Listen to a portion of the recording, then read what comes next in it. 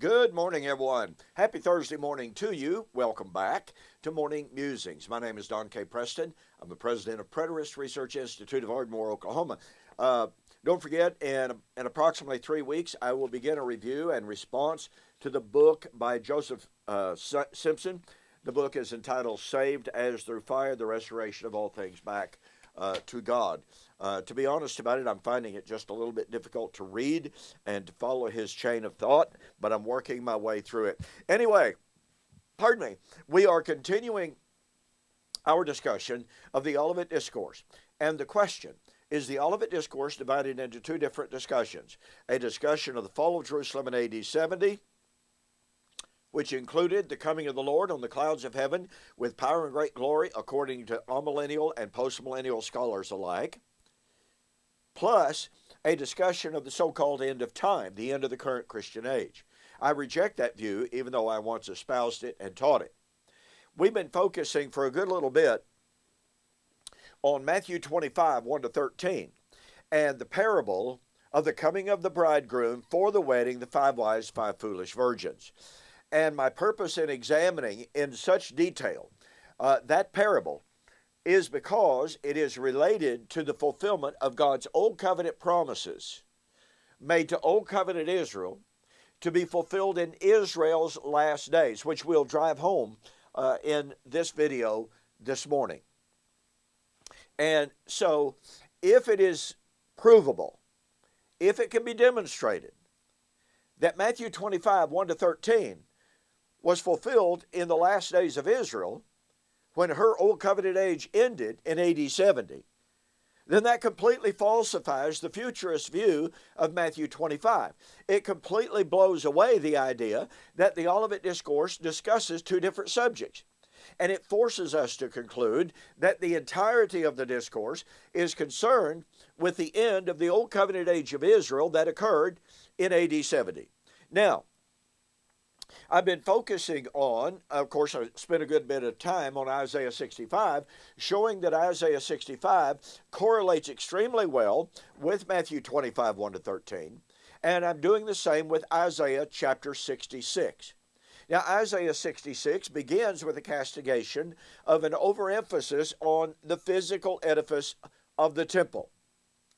And I've demonstrated that Stephen's application of Isaiah 66 means that he was focused on his generation. And again, I'm going to drive that point home this morning. Well, if Stephen applied Isaiah 66 to his generation, you and I have no right to apply it to a different generation.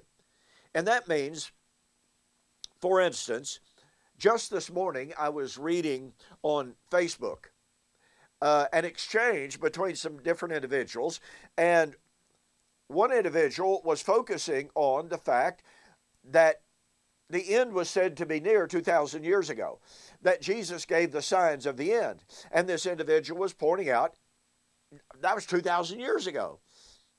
And the individual, a dispensationalist, or 2 or 3 or 4, responded by saying, well, Jesus was saying those things would happen in the generation that would see the signs. Well, guess what, ladies and gentlemen? When Stephen, in Acts chapter 6 and 7, applied Isaiah 66 to his generation, that means that his generation is the generation to see the time of the end. Game over, game, set, match, if you please. Now, I want to drive this point home of seeing the framework, the temporal context in which Isaiah 65 and Isaiah 66 was going to be fulfilled. As I stated a moment ago, if it can be demonstrated that Isaiah 65, Isaiah 66 was absolutely positively to be fulfilled in the first century, then that means that Matthew 25 is not a divided discourse, since it's talking about the fulfillment of Isaiah 65 and 66. And that means that futurist eschatology is defeated, since Isaiah 65 and Isaiah 66 we're talking about the coming new creation. And there are not two new creations foretold in the Old Testament. There's only one. Okay, I want you to notice, let me read verse 4 again of Isaiah 66. So I will choose their delusions, and I will bring upon them that which they dread, or bring their fears on them. Because, now mind you, he is talking about the time in which the Lord would no longer dwell in temples made with hands, which Stephen said was coming true in his generation. He is talking about the time in which the man who offered a sacrifice of a bull would be as if he killed a man. A man who offered a sacrifice would be as if he broke a dog's neck. The man who offered a grain offering would be like offering an abomination. In other words, the temple cultus would be abrogated. It would be done away with. Well, guess what? You ought to read the book of Hebrews, which tells us that those cultic practices of the Old Covenant, those carnal ordinances, the divers washings, etc., were only imposed until the time of Reformation. Well, the time of Reformation would be when everything that those Old Covenant sacrifices foreshadowed, looked forward to, came into a reality. And by the way, it tells us that those sacrifices can never make the conscience of the one who offered them perfect in regard to their conscience. In other words, they were totally ineffective. Furthermore, in Hebrews chapter 10, 5 and 7, the Lord spoke of the Old Covenant bloody sacrifices, and he says in sacrifices, in burnt offerings, in sacrifices for sin you have had no pleasure, but a body you have prepared. Animal sacrifices were going away. When? When the temple went away. The bloody sacrificial cultus was going to go away when that to which they pointed became a reality. That entire cultus would no longer be imposed at the time of the Reformation. Hebrews 10, 9 and 10. Okay, so the Lord was going to bring about the end of that cultus. Notice again verse 4, because when I called, no one answered. When I spoke, they did not hear. They did evil before my eyes and chose that in which I did not delight. You see, the Lord is speaking to a people here that refuse to hear. They refuse to submit.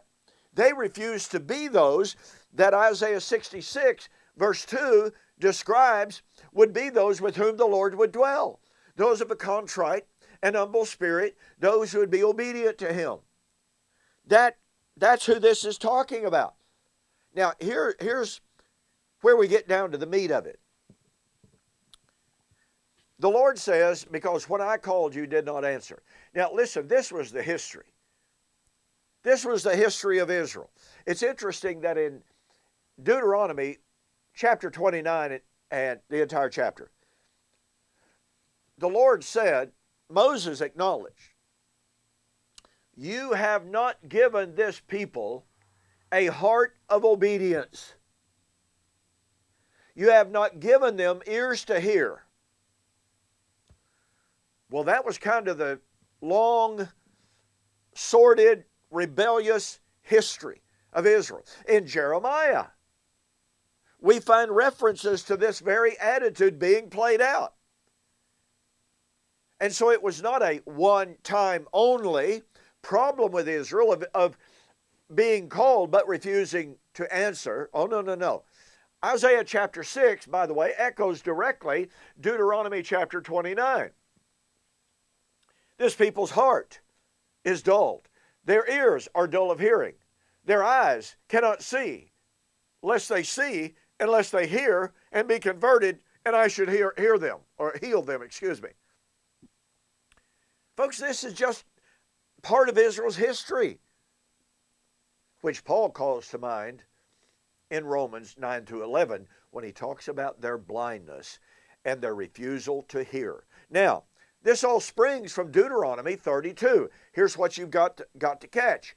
Deuteronomy 32 is a prediction of Israel's last days after many generations would go by. Deuteronomy 32:5, Deuteronomy 32:19 and following.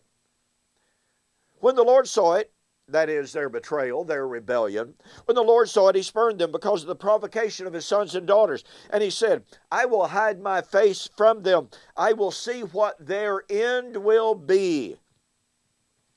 They are a perverse generation. Which generation? Every one of them? Well, they became perverse at different times. No, but no, this is talking about many generations to come, and it's talking about their end, their last days. And it would be a wicked and perverse generation. And Peter, standing up on Pentecost, said that his day, his time, his generation, quoting directly from Deuteronomy chapter 32, called them this wicked and perverse generation. So once again, we have an inspired apostle making an application of an Old Testament prophecy to his generation. So the question is, the hermeneutical question is, upon what right do you and I make a futuristic application of it 2,000 years beyond where Peter applied it? But we continue. In Deuteronomy 32:28, the Lord says, again, speaking of that generation, which was many generations to come. Even as Moses said, Deuteronomy 31:29-31, that he knew that after his death, after many generations, they would fill up the measure of their sin. They would become utterly perverse. Guess what? Jesus applied that to his generation. So anyway, Deuteronomy 32:28, they are a nation void of counsel, nor is there any understanding in them. Oh, that they were wise. Oh, that they understood this, that they would consider their last end or their latter end. The Lord said twice, this is about Israel's last days. So, we have a prophecy of Israel's last days and of Israel being without understanding, of Israel closing their eyes, closing their ears, refusing to listen, refusing to understand their last end.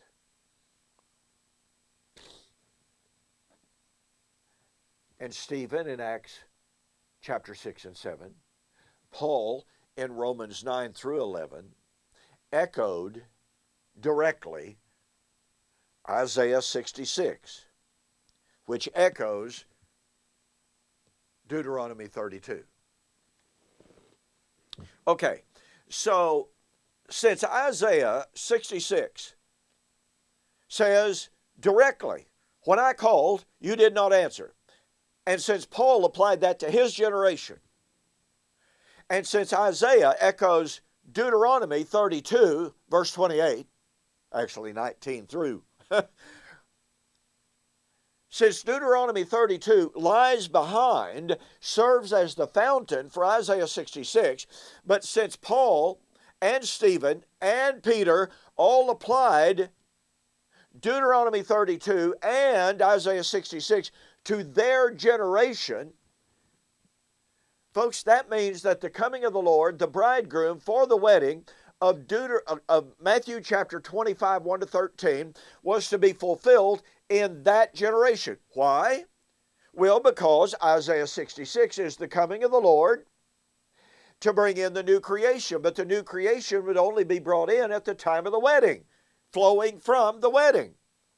And so once again, even though we don't find this specific terminology of wedding in Isaiah chapter 66, we do have the prophecy of the new creation, new heaven and new earth.